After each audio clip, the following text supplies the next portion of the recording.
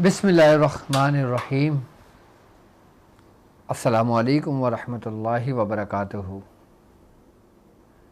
मैं अपने तमाम मुअज़्ज़िज़ अपने हमसफ़र साथियों को, अपने तमाम पीर भाइयों को, अपने तमाम मुरीदीन को, अपने तमाम शागिर्दों को और जो लोग मेरे साथ इस रूहानी सफ़र में शामिल हैं उन तमाम लोगों को, और जो लोग पहले दिन से कदम ब कदम शाना बशाना मेरे साथ इस रूहानी सफ़र में चल रहे हैं उन तमाम लोगों को, और वो लोग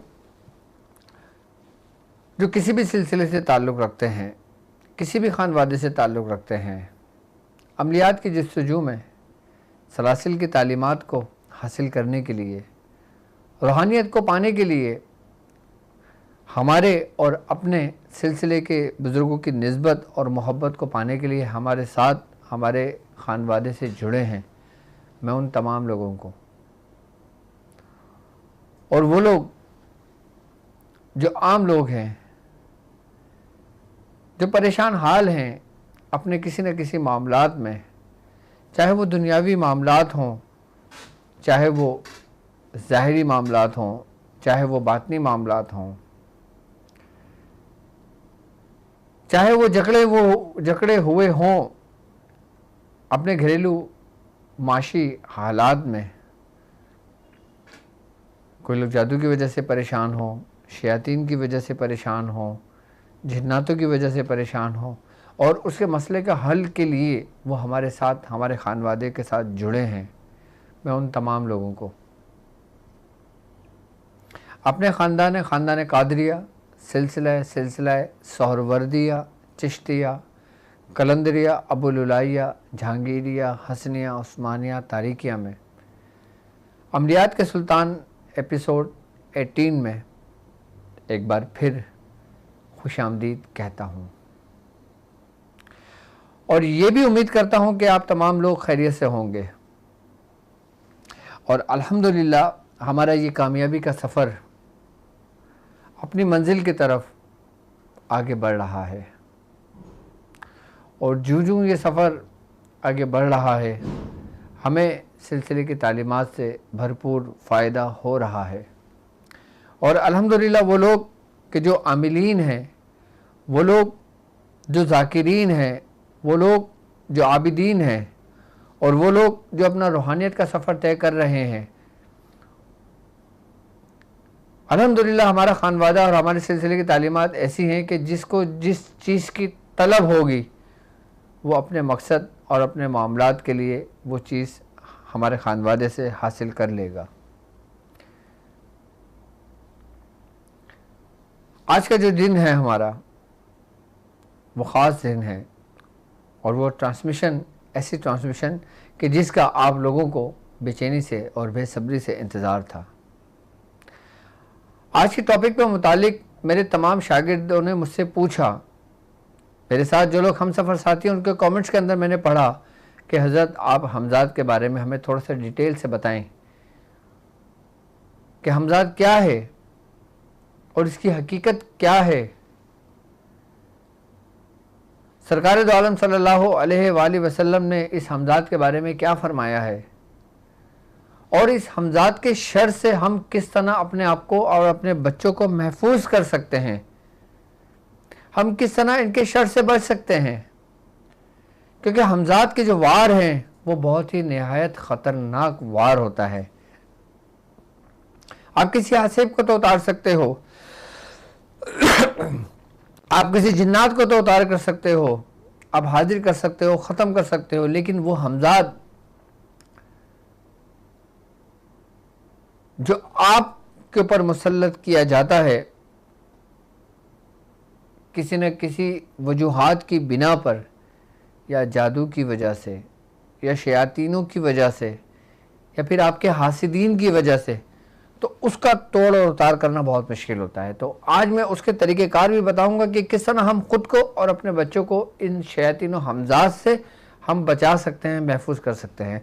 और फिर वो आमिलीन हज़रात, वो लोग कि जो लोग मेरे साथ इस रूहानी सफ़र में शामिल हैं, जो लोग रूहानी मुअल्लिज हैं, जो लोग बाकायदा तौर पर रूहानियत का काम सीख रहे हैं, मैं उनको आज ऐसा तरीक़ेकार भी तालीम करूँगा कि जिसके ज़रिए वो अपने हमज़ात को भी कंट्रोल कर सकते हैं, अपने हमज़ात को काबू कर सकते हैं और उसके साथ फिर वो उसी हमज़ात के ज़रिए काम भी ले सकते हैं।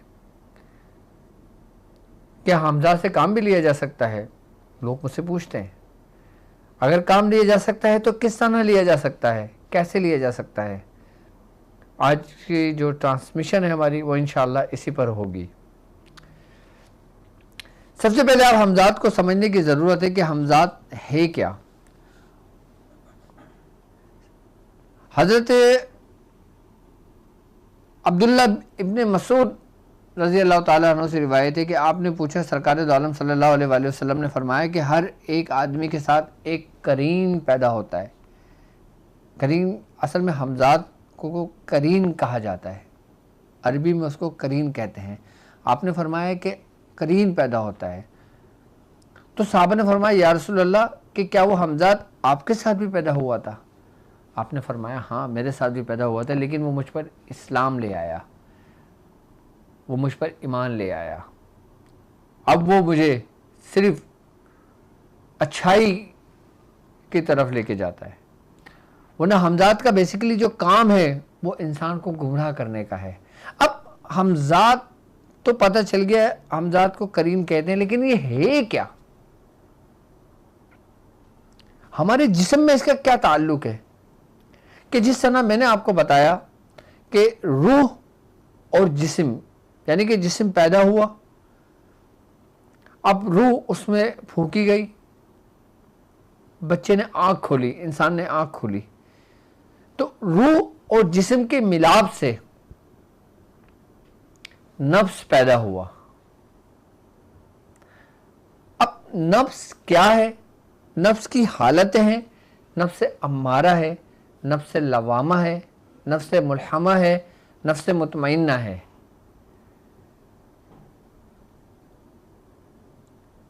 तो हमज़ात क्या है? क्या हमज़ात हमारा नफ्स है या हमज़ात कोई और मखलूक है?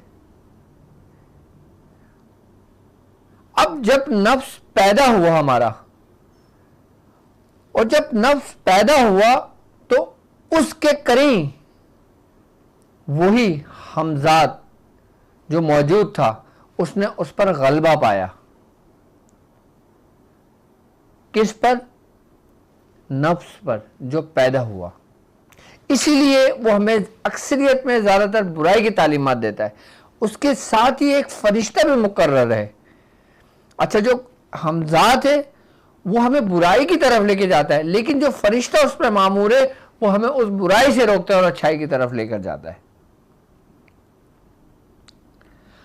अब जब नफ्स वजूद में आ गया, नफ्स रूह और जिस्म के मिलाप से बन गया, अब वो जो हमज़ात है, अब आपने देखा है, अब ये देखें कि अब जब बच्चा बालिग होता है उस वक़्त तक उस पर कोई सज़ा नहीं होती, कोई मामला नहीं होता, क्योंकि वो जो फरिश्ते होते हैं ना वो उसके मुहाफ़िज़ बनते हैं और उसकी हिफाजत करते हैं।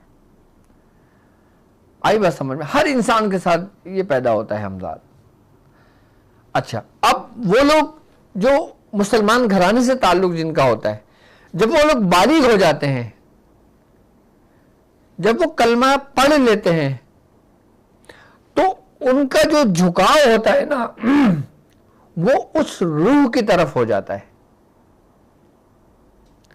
और जो लोग कुफार हैं, जो लोग मुशरिकीन हैं, या जो लोग दूसरे मामला से ताल्लुक़ रखते हैं, उनका झुकाव उसका जिस्म की तरफ हो जाता है, उसी करेंगे, यानी कि उस नफ्स का ताल्लुक़।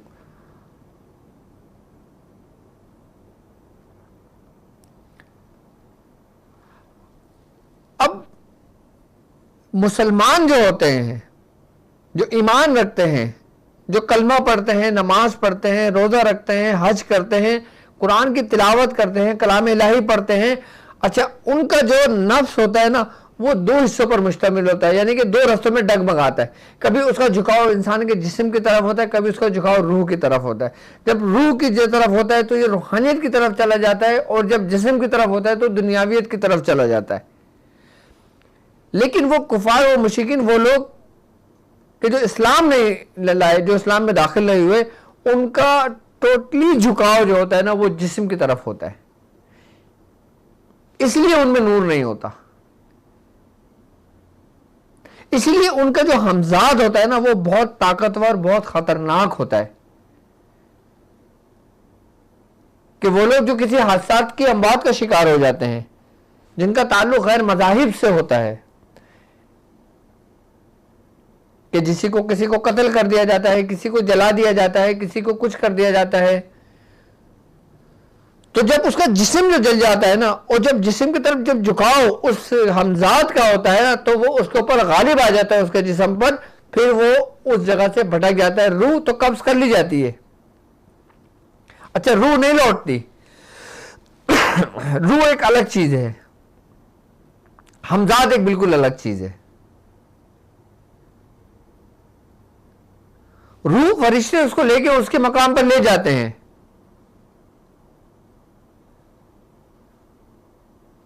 अगर कोई नेक बंदा था तो उसकी रूह मकाम अच्छी जगह पे चली जाती है, और जो अच्छा बंदा नहीं था, जो दूसरे मामला से जिसका ताल्लुक था, उसकी रूह दूसरे मकाम पे चली जाती है, रूह को कैद कर दिया जाता है। लेकिन जो हमजाद वो जो भटक जाता है ना, फिर वो तबाही मचाता है, फिर वो आम लोगों को तंग और परेशान करता है। आप देखेंगे ये मामलात आपको सबसे ज्यादा मिलेंगे उन बैरूनी ममालिक के अंदर, और वहां पे कुछ ऐसे हादसा भी होते हैं। फिर वो जब यहाँ से कोई शख्स हिजरत करके बैरूनी ममालिक जाता है तो जाहिर सी बात है वो घर लेगा, घर में रहेगा। अब वो घर जिसका होगा वो घर भी मुतासिर होता है, या उस घर में किसी की अमवात हुई हो तो उसका हमजाद वहां मौजूद होता है जो तंगो परेशान करता है। फिर लोग समझ लेते हैं कि हम पे किसी ने जादू कर दिया।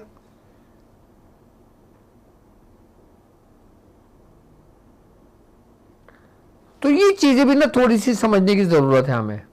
इसलिए हम जब जाते हैं तो सबसे पहले क्या करते हैं, उस घर में कुरान खानी करते हैं, या कुरान पढ़ते हैं, या तिलावत करते हैं, या हम नमाज पढ़ते हैं, या हम पानी जो भी कुछ कलाम इलाही पढ़ते हैं हम उसको पानी छिड़कते हैं।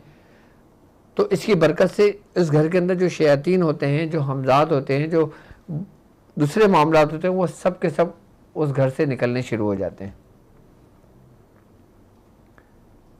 अब जिस घर में, एक घर ऐसा लेंगे जिसमें रोजाना नमाज पढ़ी जाती है, और एक घर ऐसा लेंगे जहां नमाज ही नहीं पढ़ी जाती, उस घर में और इस घर में जमीन आसमान का फर्क होगा।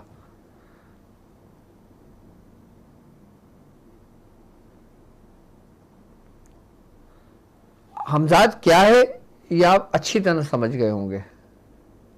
अब हमजाद को मुख्तलिफ जबानों में मुख्तलिफ नामों से पुकारा जाता है। अब जैसे इब्रानी ज़बान में इसे तईफ कहते हैं, अरबी में इसे करीम कहते हैं, संस्कृत में इसको साया कहते हैं। आपने सुना है ना कि फला शख्स को साया हो गया, फला लड़की को साया हो गया, फला के पीछे साया पीछे लग गया, फला शख्स यहाँ से गुजर रहा था, साया ने उसको घेर लिया। अब वो हमजाद का साया है, जिन्नात का साया है, शयातीन का साया है, शैतानी जिन्नात का साया है, या फिर जादू के जरिए साये को मुसल्लत किया है, फिर वो एक अलग मैटर है। अब इसी तरह इस अमल को संस्कृत में साया या साया पर कशी कहते हैं। अब उर्दू में, फारसी में, उर्दू में इसको हमजाद कहते हैं। अच्छा, इस्लाम में सूफिया इकराम इसे जिस्म लतीफ और जिस्म मिसाली वगैरह के नाम से इसको पुकारते हैं। इसके बाकायदा अमाल करवाते हैं बुजुर्गान दीन। अच्छा, अमाल जो बुजुर्गान दीन करवाते हैं ना, वो इसलिए नहीं करवाते कि तुम इसको हाजिर करोगे और उससे लोगों से काम लोगे और लोगों को काम दोगे और लोगों की वो करोगे। उनका मकसद और मतलब कुछ और होता है।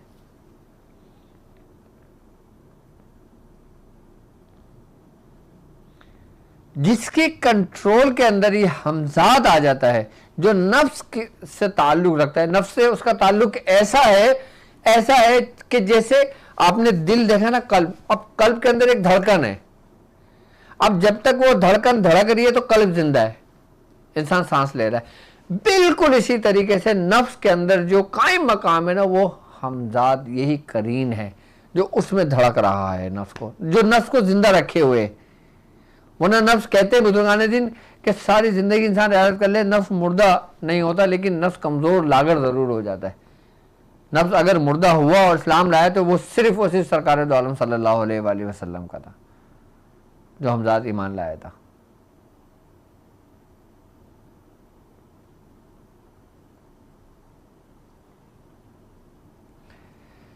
कि उस करीम का मकाम हमारे नफ्स में बिल्कुल उसी के मुतरादिफ है कि जैसे कल्ब में हमारी धड़कन। इसका मतलब ये हुआ कि हर आम शख्स का ताल्लुक बिल्कुल ऐसे ही है उससे कि जैसे उसका ताल्लुक उसके जिस्म में रूह से है।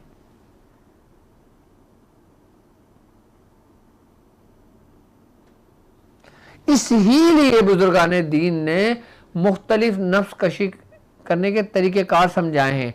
इसलिए बुजुर्गान दीन ने अपने मुरीदों को, अपने शागिर्दों को मुख्तलिफ तरीक़ेकार समझाए कि तुम ये परहेज़ करो, तुम ये परहेज़ करो, तुम ये काम नहीं करो, तुम वो काम नहीं करो। सिर्फ किस लिए? हमारी अपनी इस्लाह के लिए, कि हमारा नफ्स लागर और कमज़ोर हो, यानी कि जो हमजाद है ना हमारे अंदर का, वो कमज़ोर और लागर पड़ जाए। जब वो कमज़ोर और लागर पड़ जाता है फिर हम उस पर गिरफ्त आसानी के साथ कर सकते हैं, उससे पहले हम कुछ नहीं कर सकते।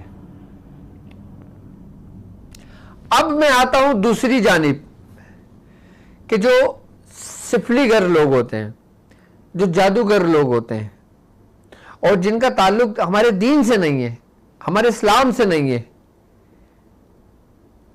जो गैर मजहब से ताल्लुक है जिनका,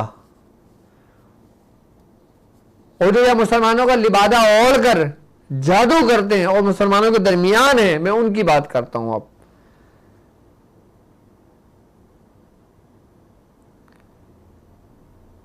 कि जब उनकी जिंदगी पूरी उन बुराइयों के दलदल के अंदर धंस जाती है और वही हमजाद उनके जिस्म के ऊपर गालिब आ जाता है, और जब हमजाद इंसानी जिस्म के ऊपर गालिब आता है तो वो अपनी पूरी कुव्वत और पावर्स के साथ आता है। अब इंसानी जिस्म की कुव्वत, मिसाल के तौर पर मेरी कुव्वत ये है कि मैं एक वक्त में मेरी कुव्वत की कैपेसिटी 1% है, लेकिन उस हमजाद की कुव्वत की कैपेसिटी 100% है, बल्कि इससे भी ज्यादा है। यहां तक कि बुजुर्गान दीन फरमाते हैं कि हमजाद की कुव्वत और पावर का अंदाजा इस बात से लगाया जा सकता है कि इंसानी जिस्म जितनी देर में एक पलक झपकती है, इंसानी जिस्म की आंख जितनी देर में पलक झपकती है, उतनी देर के अंदर ये हमारे अंदर जो करीन है, जो जिस्म पे गलबा कर गया है, ये दुनिया के एक सिरे से दूसरे सिरे पे पहुंच जाता है। कितनी कुव्वत होगी इसकी, कितनी पावर्स होगी इसकी। हमजाद को हमने नजरअंदाज किया हुआ है,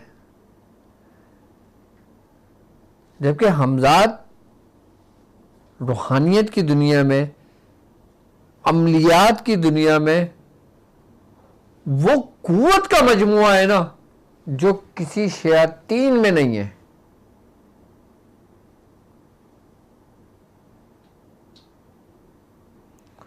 और जो लोग हमजाद को अपने काबू कर लेते हैं, फिर वो इस कुव्वत पर गलबा कर लेते हैं।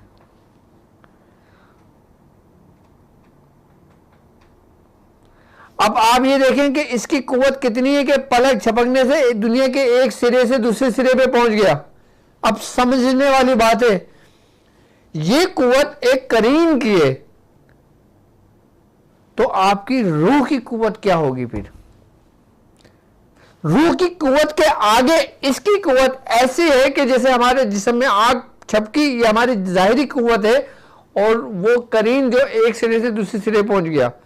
अब इस करीन की कुव्वत यह कि पलक झपकी और रूह वो एक सिरे से दूसरे सिरे पहुंच गई। इसीलिए तो रूहानियत को उरूज है, इसीलिए तो रोशनी हमेशा अंधेरे से एक कदम आगे ही रहती है।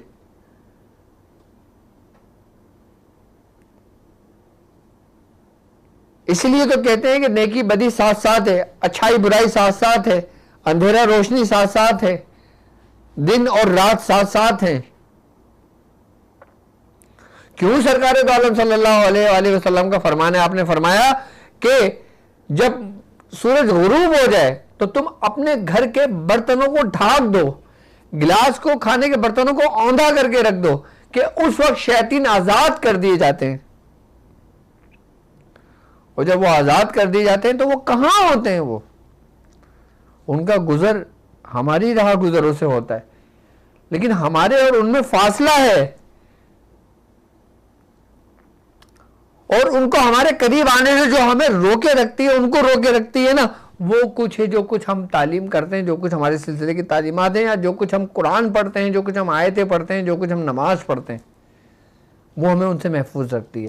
और अगर हम ऐसा ना करें तो हमारे घरों के अंदर इनका मजमुआ मौजूद हो, इनका हुजूम मौजूद हो।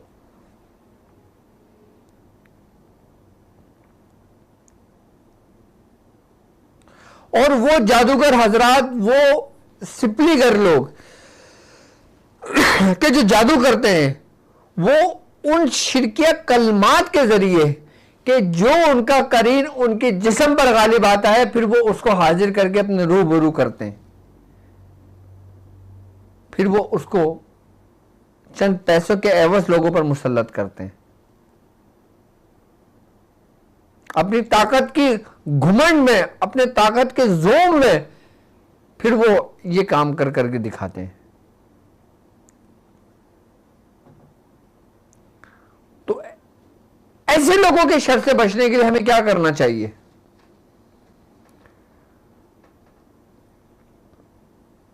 जिस तरह लोहा लोहे को काटता है, इसी तरीके से इसी के आमाल, जो करीन को जो मुसल्लत किया जाता है, जो हमजात को जो मुसल्लत किया जाता है ना, फिर कुरान में एक आयत है, अल्लाह ताला कुरान में फरमाता है कि रब औज़ुबिका मिन हमज़ाति शयातीन व औज़ुबिका रब्बी अन यहदरून।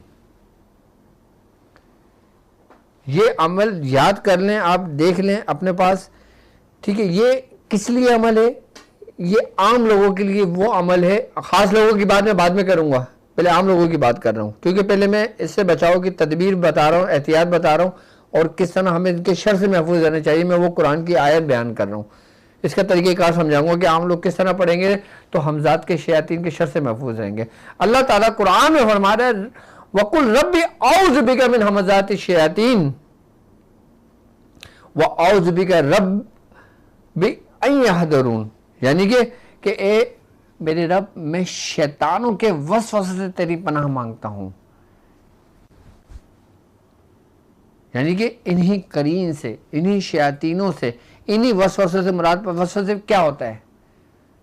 देखो, जब इसी करीन ने जब आपके जिस्म पर गलबा किया ना, फिर ये आपको हुक्म देता है, फिर ये आपको पैगामात देता है, फिर ये आपके जिस्म के आज़ाओं पर काबिज होता है, फिर ये अपनी मर्जी से आपके कदम बुराई की तरफ उठाता है, आपके कदम गुनाहों की तरफ उठाता है, आपको ऐसी दहलीज से, ऐसी दलदल में ले जाता है कि जहाँ से वापसी का रास्ता बहुत मुश्किल हो जाता है।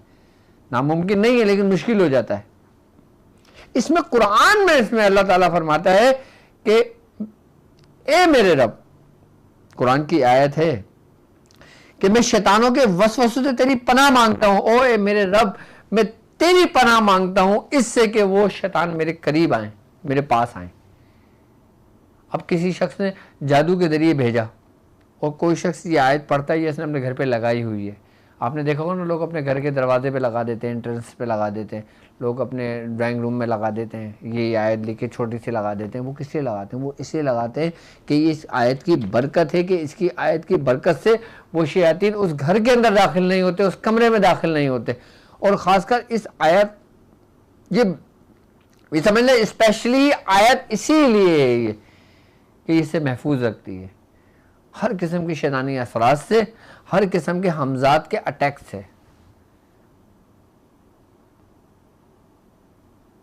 इसको सिर्फ 33 मरतबा, यानी कि 33 मरतबा आम लोग पढ़ लें, वो इनके तमाम जादूगरों के, हमजात के, शैतान के शर से महफूज रहेंगे।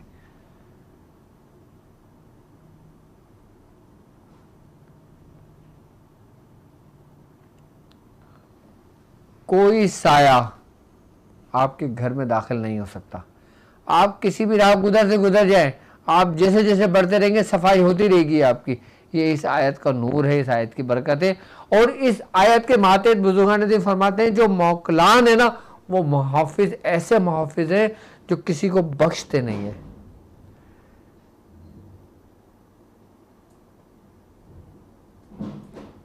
अच्छा, इस आयत से हम इनके शर से महफूज हो सकते हैं, शर से बच जाते हैं। अच्छा, इसी आयत के जरिए हम अपने ही हमजात को बेदार कर सकते हैं। अब वो कैसे करेंगे, मैं उसका भी तरीका से कार समझाऊंगा आज आपको। हम उसको बेदार भी कर सकते हैं, उससे काम भी ले सकते हैं, लेकिन उसके लिए हमें एक वक्त में मेहनत करनी पड़ेगी, बस थोड़ी सी। उसके बाद मैं कुछ तुलसम आपको तालीम करूंगा कि जिसका ताल्लुक करीन से है, यानी कि हमजात से है, उन तुलसमात का ताल्लुक। कि खाली उन तुलसमात को लेकर जलाना ऐसा है कि सामने ठक करके आ जाना। कि जैसे आपने कोड मिलाया ना, आप जैसे डॉक्टर साहब को फोन मिलाते हैं 0345, आपने डॉक्टर साहब को नंबर डायल किया, किसको कॉल लगेगी? डॉक्टर साहब को कॉल लगेगी। आपको पता है डॉक्टर साहब का नंबर ये है। बिल्कुल इसी तरीके से ये इनका कोड है, लेकिन इसमें एक थोड़ी सी मेहनत करनी है आपने। एक वक्त की मेहनत है और जिंदगी भर के लिए आसानी है, लेकिन इसको आप अपना पेशा नहीं बनाना।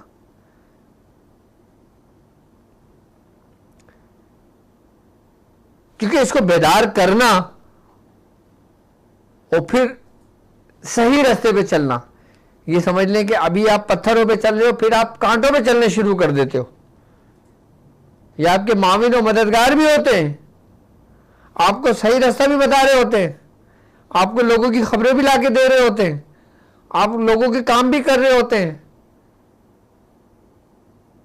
लेकिन आपके लिए वो रास्ता पथरीला से मानिंद हो जाता है, बिल्कुल सख्त रास्ता हो जाता है।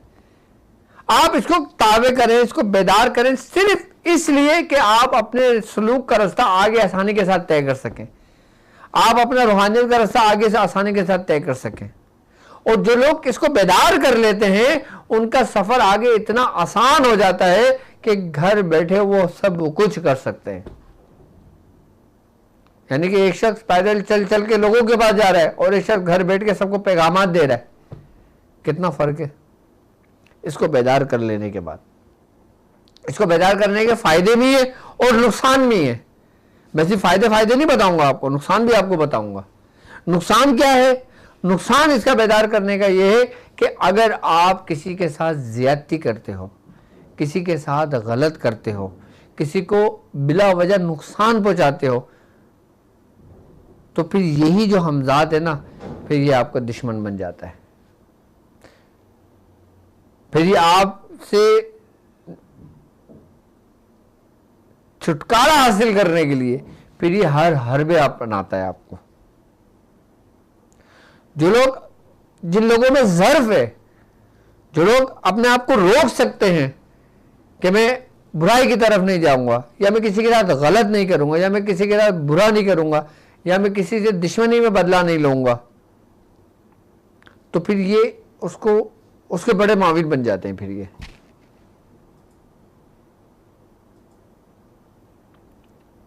लेकिन उसके लिए फिर हमें सख्त दिल चाहिए होता है, उसके अंदर फिर हमें सख्त रियाजत चाहिए होती है, जो एक वक्त की है और कुछ ही दिनों की है। लेकिन जब वो हो जाता है तो उसके बाद सारे मामलात में आसानी हो जाती है, इंसान के हर चीज में बेहतरी हो जाती है उसमें उसके। अब वो क्या अमल है? अच्छा, आम लोगों को तो मैंने बता दिया कि वो लोग जो इनसे बचना चाहते हैं और बचना चाहिए, और रात सोते वक्त भी इसी कुरान की आयत को पढ़ना चाहिए। आई बस समझ में, आयत क्या है? रब्बी औज़ुबिका मिन हमज़ाति शयातीन व औज़ुबिका रब्बी अन यहदरून। इसको पढ़ना चाहिए, इससे इंसान महफूज रहता है। आई बस समझ, छोटे बच्चे यही आयत लिख के बच्चों के गले में डाल दें, बच्चे आपके महफूज हो गए, हर किस्म की शयातीन से, हर किस्म के उससे महफूज। अब आ जाएं वो ख़ास लोग, वो मेरे हम सफ़र साथी, कि जो लोग मेरे साथ चल रहे हैं और उनका हक बनता है कि मैं उनको ये तालीम करूं कि वो इसको बेदार करें और फिर उससे काम लें, उसके काम लेने के तरीक़ेकार भी मैं समझाऊंगा। वो तुलस्मात क्या हैं, वो नक्श क्या है। सबसे पहले आपने करना ये होगा कि आपने ऐसे एक हिरन की झिल्ली लेना है। ये हिरन की झिल्ली मेरे हाथ में है। अच्छा, ये ख़ास लोगों के लिए है ये, ठीक है। ये हिरन की झिल्ली है, आपने हिरन की झिल्ली पे लेना है। और हिरन की झिल्ली पे जब ये नक्श लिखा जाता है ना, ये फलीता लिखा जाता है ना हमजाद के बेदार करने के लिए, तो 3 दिन के अंदर, ज़्यादा नहीं, 3 दिन के अंदर आप अपने मंजिल तक पहुंच जाते हो। अपनी जो आप चाहते हो ना, आप उस तक पहुंच जाते हो। हिरन की झिल्ली की एक ख़ास तासीर है। हिरन की झिल्ली अजायबात में से है कि एक फरीदा आप किसी कागज़ पे लिखो, यही फरीदा आई बस समझ में, और यही फरीदा आप हिरन की झिल्ली पर लिखो। अब करना क्या है वो मैं सब समझाऊंगा आपको, ठीक है। मैं सिर्फ आपको बताना चाह रहा हूँ कि इसमें हिरन की झिल्ली चाहिए होगी जिसके अंदर फरीदा लिखा जाएगा। अच्छा, वो ख़ास लोग जो ये 3 दिन का अमल करेंगे हमजाद के बेदार करने के लिए, या हमजाद को जगाने के लिए, या हमजाद के लिए, तो वो लोग सबसे पहले इसी कुरान की आयत को, जो मैंने आयत कुरान की पढ़ी है अभी, आई बस समझ में, इसी आयत को 40 दिन में वो 1.25 लाख मुकम्मल कर लेंगे। परहेज के साथ करेंगे, तरके जलाली और तरके जमाली, ये एक वक्त की मेहनत होगी 40 दिन की उनकी। 3125 मरतबा 40 दिन में ये मुकम्मल कर लेंगे। अच्छा, बाज़ औक़ात ऐसा होता है कि इसी अमल के दौरान ही हाज़िरी होने लगती हैं,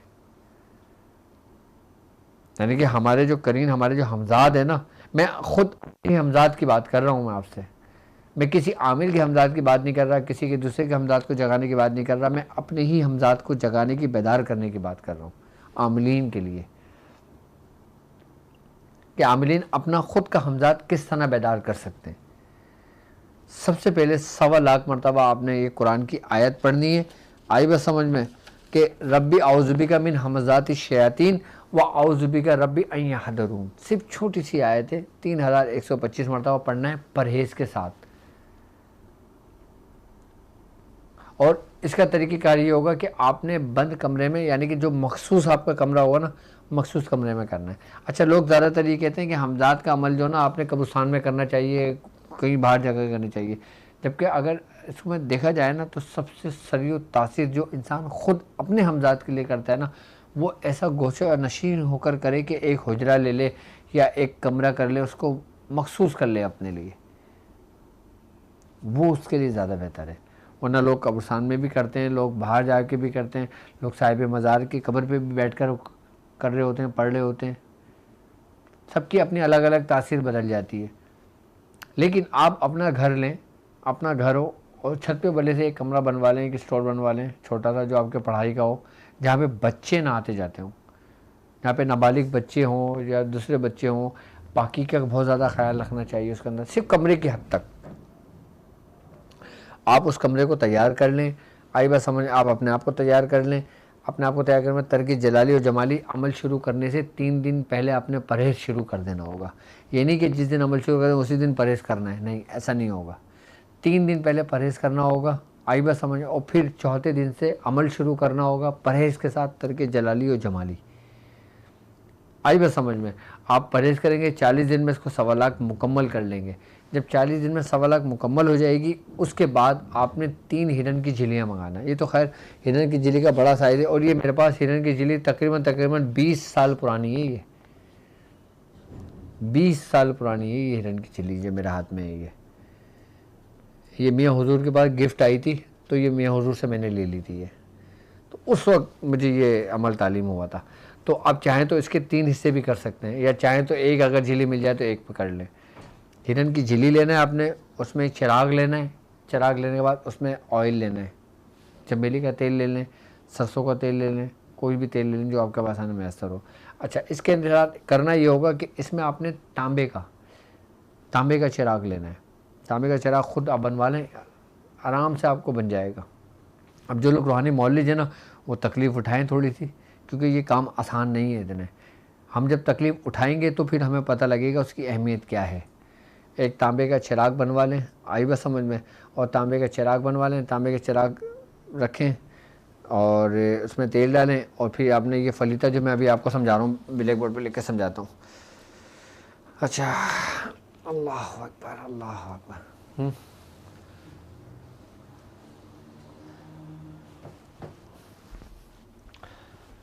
अल्लाह अकबर, ये मैंने फलीता इसमें लिख दिया। फलीता क्या है और फलीता किस तरह बनेगा और फलीते के अंदर तुलस्मात कैसे बनेंगे, ये समझ लेंगे। हमजात को बेदार करने के लिए है।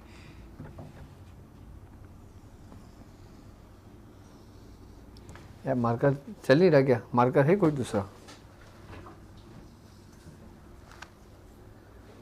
ब्लैक मार्कर देखो कोई। हाँ रेड दे दो, कोई सी भी दे दो।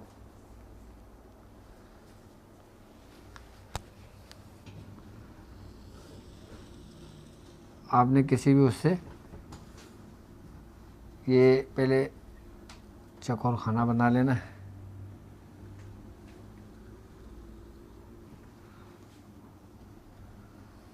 ठीक है, और फिर आपने ये 4 खाने पैक करना है।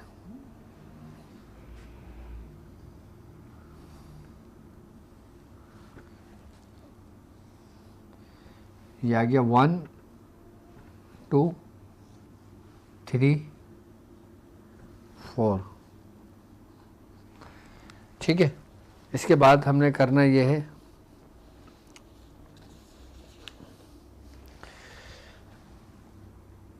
ये जैसे वाव लिखते हैं ना, ऐसे हमने वाव लिखा।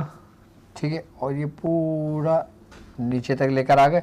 अब यहाँ पे जैसे हम काफ लिखते हैं ना, एक काफ आ गया, ये ऐसे बनेगा। ये तुलसम है, लेकिन इसको थोड़ा सा समझने की ज़रूरत है, लेकिन कोशिश करना है कि बिल्कुल इसी तरतीब और इसी तरीके से हो, इसी तरतीब और इसी तरीके से हो। ठीक है, अब यहाँ पे आ गया स्वाद, जैसे स्वाद लिखते हैं ना, ये स्वाद लगे, हम यहाँ पे ऐसे आए, फिर हमने इसको ऐसे बना दिया कि जैसे मेहराब बनाते हैं ना, इसको हमने ऐसे बनाया है। सही है, अब यहाँ पे हम ये है 2 तस्मे अला है। ठीक है, अब यहाँ से हम 3 दफ़ा खींचेंगे, 1 2 और ये 3। सही है, फिर ये 1 1 2 3,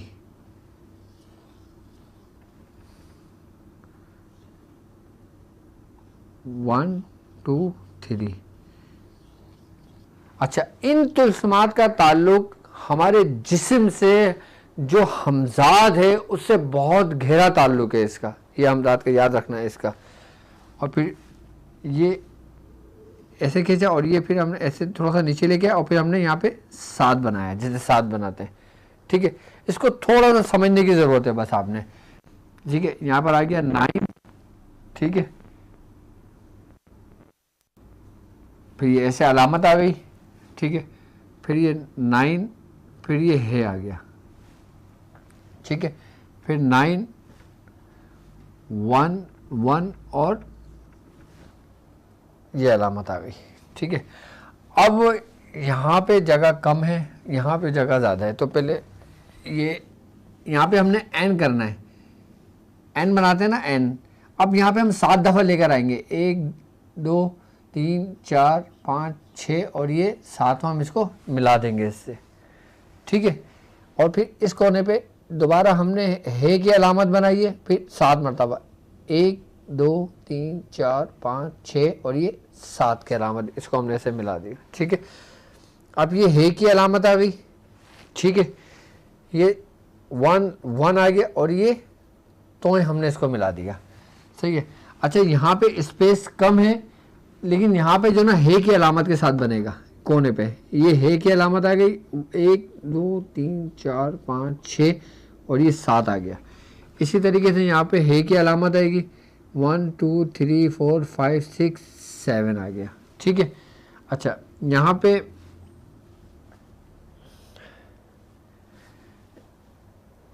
पे एन की अलामत आएगी, ये एन है,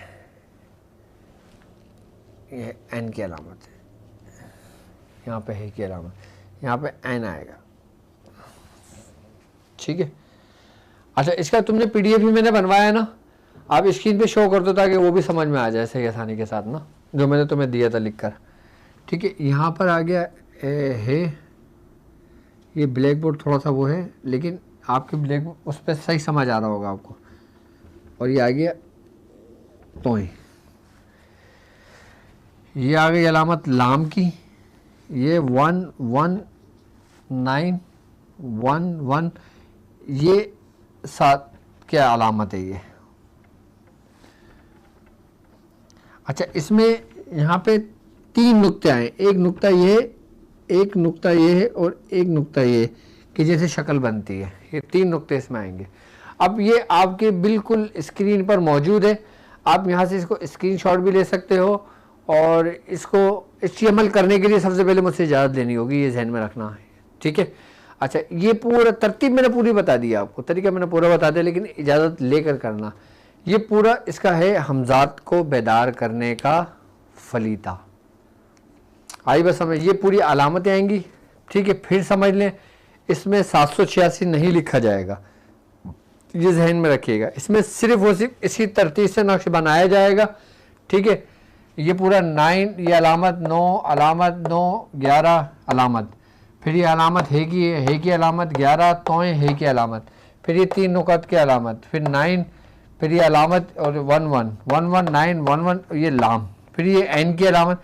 यहाँ पे एन आएगा और यहाँ पे है और है आएगा, जिस तरह आपके स्क्रीन पर वो फलीता मौजूद था, ठीक है। अब करना क्या है कि आपने इस पूरे अलामत, पूरे फलीते को लिखना है। किसके ऊपर लिखना है? हिरन की 3 झीलें लेना, 3 दिन का ये अमल होगा। जब आपके 1.25 लाख की तादाद मुकम्मल हो जाएगी, फिर आप जब ये अमल करेंगे तो आप एक कमरे में बैठेंगे, रात का वक्त होगा, और आपने करना ये होगा कि चिराग होगा तांबे का, उसमें आप तेल डालेंगे, उसके बाद हिरन की झिल्ली पे ये इसी तरीके जैसे लिखा हुआ है, यही नक्श लिखा हुआ है इसके ऊपर, ठीक है। हमने इसको फोल्ड कर लेना है पूरा, ये ऐसे फोल्ड हो जाएगा, ठीक है। ये ऐसे फोल्ड हो गया, इसके अंदर फिर हमने उसके ऊपर रुई लपेट देना है। अच्छा, रुई लपेट लेने के बाद फिर हमने इसको उस कमरे के अंदर, उसके अंदर चिराग के अंदर रख के, और हमने यही कुरान की आयत पढ़ना है। कौन सी? रब्बी आउज़ुबिका मिन हमज़ाति शयातीन व आउज़ुबिका रब्बी अन यहज़रून। ये आयत पढ़ के हमने माचिस से जलाना है, आई बात समझ में, और उसको दिए को रोशन कर देना है। जब वो दिया रोशन हो जाएगा, फिर वो दिए को हम अपनी पुश्त पे रख देंगे, अपने सामने नहीं रखेंगे, अपनी पुश्त पे रखेंगे और फिर सामने बैठेंगे। उस कमरे के अंदर अंधेरा होगा, सिर्फ चिराग की रोशनी होगी। अब उस चिराग की रोशनी के साथ ना पंखा चलेगा ना AC चलेगा आपका, ये जहन में रखिएगा। कैसा ना पंखे चल रहे हो, ऐसे चल रहा हो, सुकून से बैठे हो कर रहे हो आप, ऐसा नहीं होगा। पीछे आपके चिराग की रोशनी होगी, और जब आगे आप बैठोगे ना, और जब आगे आप बैठोगे तो आपका साया होगा, आई बस समझ में। अच्छा, आपने अपने साये को भी फोकस कर सकते हो, और आँख बंद करके आपने यही आयत पढ़नी है 990 मरतबा, यानी कि 990। 2 दिन 990 पढ़ेंगे, तीसरे दिन 991 पढ़ेंगे। ये याद रखना कि ये तादाद का पढ़ाई से बड़ा गहरा ताल्लुक़ होता है। जो लोग अमाल करते हैं और तादाद को अपने मद्देनज़र नहीं रखते, वो नुकसान उठाते हैं, और जो लोग अमाल करते हैं, तादाद का भरपूर ख्याल रखते हैं, आई बात समझ में, वो हर किस्म के रुजत से, हर किस्म के नुकसानात से वो लोग महफूज रहते हैं। आई बात समझ में। आपने 990 की तादाद पढ़ना है, चिराग जलता रहेगा। आपने 990 की तादाद मुकम्मल करना है, मुकम्मल करने के बाद फिर आपने पुरसुकून होकर बैठ जाना है, आई बात समझ में। अच्छा, फिर आपको कुछ कैफियत होने शुरू होंगी इसी अमल के दौरान, आई बात समझ में। और कैफियत क्या पैदा होने शुरू होंगी? आपके जिस्म का दर्जे हरारत नॉर्मली रूटीन से बढ़ जाएगा, आई बात समझ। अब जैसे मिसाल के तौर पर कोई ठंडे ममालिक में बैठा है, ठंडे ममालिक में ना AC की ज़रूरत पड़ती है ना पंखे की ज़रूरत पड़ती है, अगर वो बैठा भी है तो उसको सर्दी का फील हो रहा है। लेकिन जब ये पढ़ाई करेंगे तो उसके सबसे कैफियत होगी, जिस्म के अंदर एक ऐसी हरारत पैदा हो जाएगी कि उसको आग लगने लगेगी, आई बस। अब हम उसकी तहरीक को बाहर लेकर आ रहे हैं अपने जिस्म से, आई बस समय। अब हम उसको मुंतकिल कर रहे हैं, ठीक है, अब हम उसको मुंतकिल कर रहे हैं अपने जिस्म से बाहर। फिर जब हम उस चीज़ को, ये हम इस तरीके से पढ़ लेंगे, हमारी जो कैफियत होंगी ना, सबसे पहले कैफियत ये होगी, और उसके बाद हमने बिल्कुल आग बंद करके पुरसुकून होकर बैठ जाना है। जब हम 990 की तादाद मुकम्मल कर ली, हमने चिराग जल रहा है, चिराग नहीं बुझेगा, हमने 990 की तादाद पूरी कर ली, फिर हम मुराकबे में बिल्कुल पुरसुकून होकर बैठ जाएंगे। फिर ना हमने कुछ सोचना है, फिर ना हमने कुछ पढ़ना है। अच्छा, पढ़ना सिर्फ 990 मरतबा है, 991, 992, 993 नहीं, या उससे कम नहीं, उतनी ही तादाद के। चाहे आप हम तो जब करते थे जो ची होते ना, ची हम अपने पास गिन के रख लिया करते थे ताकि हमसे कोई गलती ना हो। या हमारे हाथ में तस्बीह भी अगर होती थी, तस्बीह के दाने भी एक एक दाना गिना हुआ होता था हमारा, कि भाई इतने तादाद हैं तो इतने मरतबा हम इसको इतना करेंगे तो इंशाल्लाह इतना हमारा हो जाएगा। आई बात समझ में। फिर आपने जब 990 की तादाद मुकम्मल कर लेना है, चिराग जलते रहना है, फिर आप बैठ जाएं। अब आप आधे घंटे बैठ जाएं, 10 मिनट बैठ जाएं, या जब तक चिराग जल रहा है उस वक्त तक बैठ जाएं। जब हमने आज से काफ़ी टाइम पहले, शायद 15-16 साल हो गए होंगे, ऐसे भी ज़्यादा हो गए होंगे, तो हम उस वक्त तक बिठा लेते जब तक चिराग जलता रहा था। अब उस वक्त हमने गलती से, हुआ ये था हमारे साथ, हमने बड़ा चिराग लेके ना बड़ा फलीदा बना लिया था, वो तेल डाल दिया था, तो हमें तकरीबन 6-8 घंटे हो गए थे। तो इस हिसाब से आप अपना काम करेंगे। पहला दिन गुजरेगा, दूसरा दिन जब गुजरेगा ना आपको, तो आपको अपने ही करीब एक साए से दूसरे साए नज़र आएगा आपको। ऐसा नहीं कि आप मुराकबे में बैठे हैं तो आपको नज़र आ रहा है, नहीं, बिल्कुल आँख खोले। अच्छा, पहले दिन में भी ये बात जाहिर हो सकती है कि जैसे एक साए दूसरे साए से अलग हो रहा है, ये महसूस होता हुआ नज़र आएगा, आपको फील होगा। ये मैं अपना मुशाहिदा आपको बता रहा हूँ। एक साया दूसरे साए से जैसे अलग होता है ना, आपको फील होता है। फिर हम देखते हैं यार ये एक साए से 2 साया है, आई बस हमने, ऐसा फील होगा जब दूसरे दिन होंगे। और जब तीसरे दिन होंगे ना, तो फिर यही साया सब कुछ होगा।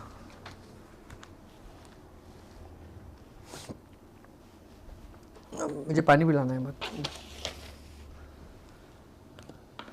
तो इस अमल के लिए, अच्छा अब थोड़ी सी ना एहतियात भी समझ लें, क्योंकि अब जाहिर सी बात है सबका फ़ायदा ही फ़ायदा नहीं है, नुकसानात भी हैं, ये भी ध्यान रखना।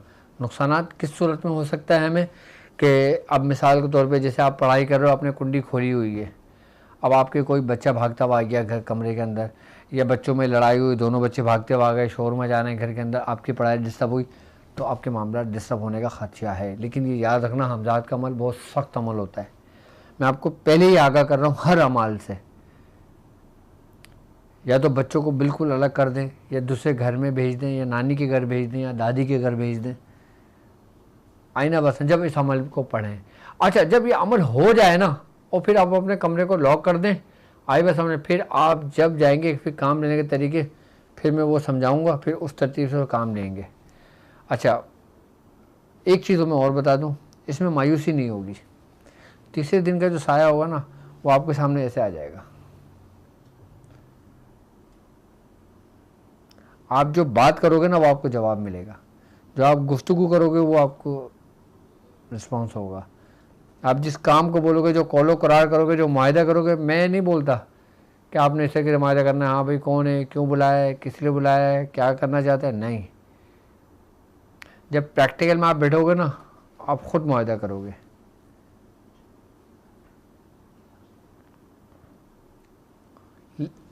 ये साया आप पर कभी भी गालिब नहीं आ सकता उस वक्त तक जब तक आप सही रास्ते पर होगे।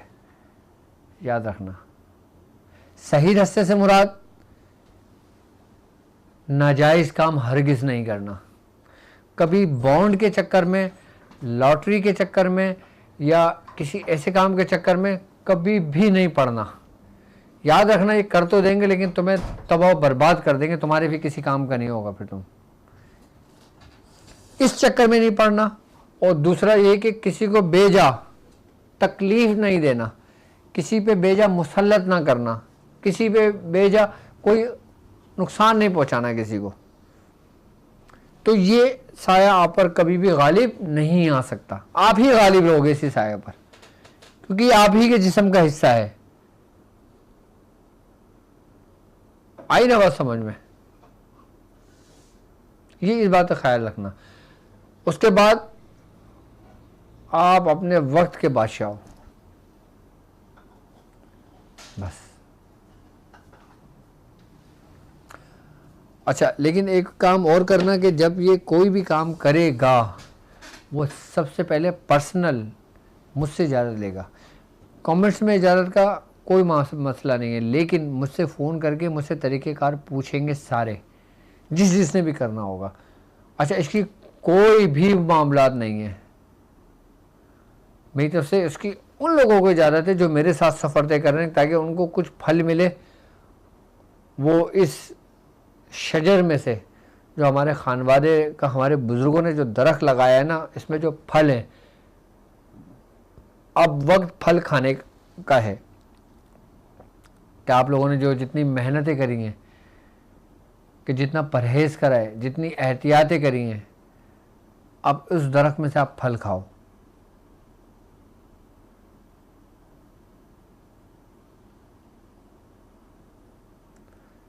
इसकी इजाज़त बहुत ज़रूरी है, इस बात का ख्याल रखना। बस मेरी इजाज़त के बगैर कोई ना करना।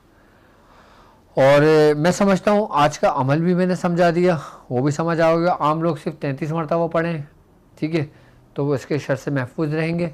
और किसी को उतारे के लिए पानी दम करके, अच्छा इससे सिर्फ ये नहीं, हम सबसे बड़ी बात बताऊँ क्या, अगर आपने ये अमल कर लिया ना, आपको समझ लें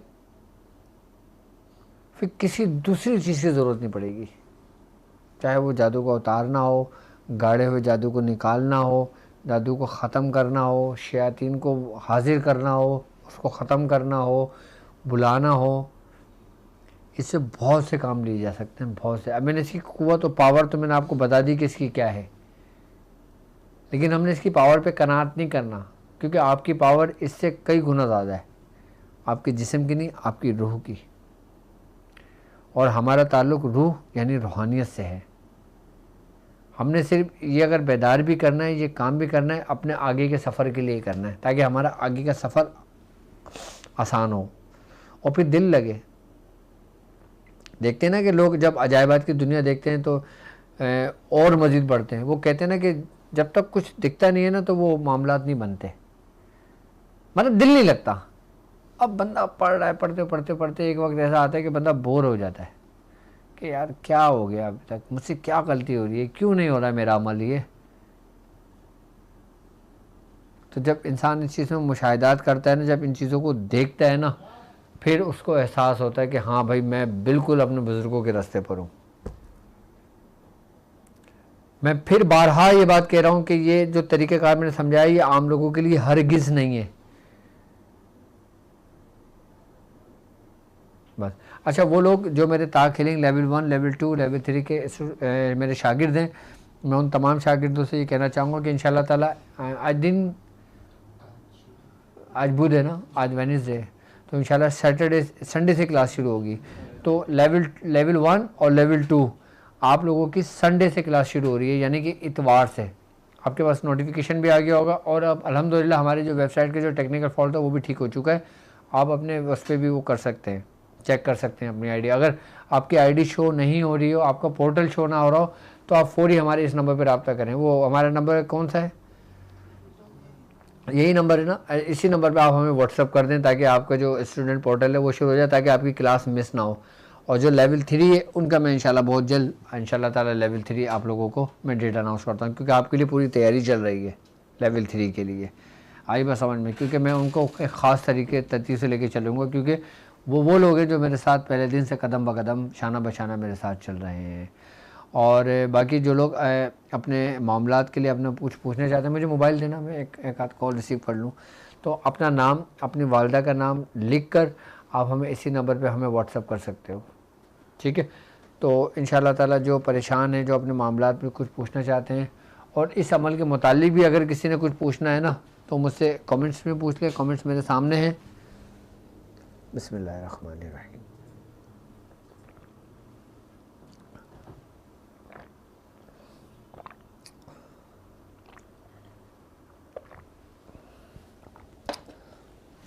अच्छा, स्क्रीन पर जो नज़र आ रहे हैं वो नज़र लोगों को समझ आ गया होगा ना, वाज़ेह नज़र आ रहा है ना। अब एक आध मार्कर लेके रखना अपना, ठीक है, ताकि वो क्लियर हो।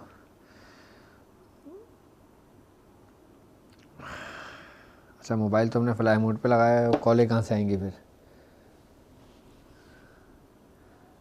जी अस्सलाम वालेकुम। वालेकुम अस्सलाम। जी मेरी बहन कौन और कहाँ से बात कर रही हैं? सुब्रा बोल रही हूँ फैसलाबाद से। तो ये जो आज का अमल आपने बताया, तो ये हिरन की गिनी जो है ये कहाँ से मिलेगी? मेरी बहन, आपने अभी हिरन की झिल्ली नहीं, आपने इस अमल को पहले पढ़ना है। नहीं, वो मुझे पता है, वो सिर्फ ये पूछने के लिए कि ये कहाँ से मिलेगी ना, इसलिए वो बार बार कॉल नहीं मिलती, आज पता नहीं कितने दिनों के बाद मिली है कॉल। अल्लाह अकबर, ये आपको आसानी के साथ मिल जाएगी। ठीक है, मतलब कौन सी शॉप से ये? अब मैं कैसे बता सकता हूँ, आप फैसलाबाद में रहती हैं, कहाँ मिलेगी आपको। तो और जो लेडीज हैं वो भी कर सकती हैं ये अमल? लेडीज़ ये अमल पहले सवालात करेंगी, उसके बाद मुझसे पर्सनल में रब्ता करेंगी, फिर मैं उनको तरीका समझाऊंगा, फिर वो करेंगी। ठीक है, ऐसे हरगिज़ नहीं करेंगी, ये जहन में रखिएगा। जी अस्सलाम वालेकुम। वालेकुम अस्सलाम जी, कौन और कहाँ से बात कर रहे हैं? मर्दान से बोल रहा हूँ, जावेद। मर्दान से जावेद जी। जावेद साहब, सर ये फखरी पलीता और सलीमानी पलीता, उसका तो मैंने ज़कात अदा किया है। ठीक है, तो जो मदामत मैं लिखता हूँ वो मरीज को दे सकता हूँ? ठीक है, वो मरीज को दे सकता हूँ? हाँ बिल्कुल दे सकते हैं, मेरी तरफ से आपको इजाज़त है उसकी। ठीक है, अच्छा, और 15 का नश का जो है ना वो भी पूरा होने वाला है? हाँ बिल्कुल मेरी तरफ से इजाज़त है। ओके सर, ठीक है, ओके, जज़ाकल्लाह जज़ाकल्लाह। बाकी इस अमाल के मुतालिक किसी ने कुछ सवाल करना है तो वो मुझसे पूछ सकता है, और इलाज के मुतालिक अगर कुछ पूछना चाहते हैं तो इलाज के मुतालिक भी पूछ लें। और इलाज के लिए अपना नाम, अपनी वालिदा का नाम लिख के, स्क्रीन पर आपके नंबर चल रहा है, आप उस नंबर पे हमसे रब्ता कर सकते हैं। ठीक है जी, वालेकुम अस्सलाम।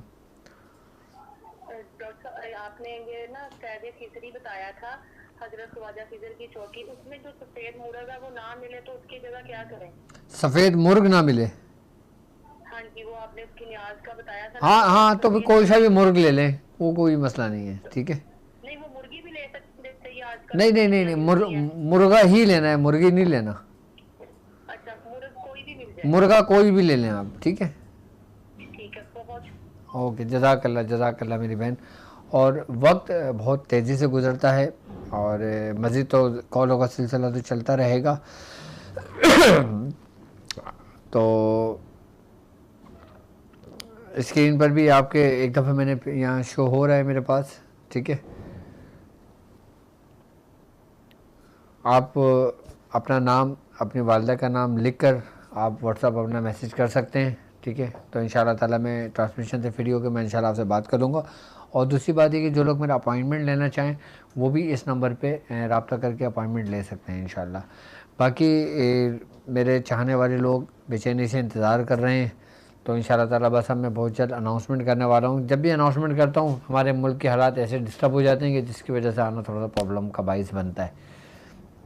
तो ठीक है, अब और तो कोई अनाउंसमेंट नहीं है ना हमारी, बस चले। अल्हम्दुलिल्लाह हमारी ट्रांसमिशन 18 अपने अख्ताम को पहुंचती है। मुझे इजाज़त दीजिए इस बात पे कि आप अपना बहुत ख्याल रखेंगे। अस्सलामु अलैकुम व रहमतुल्लाहि व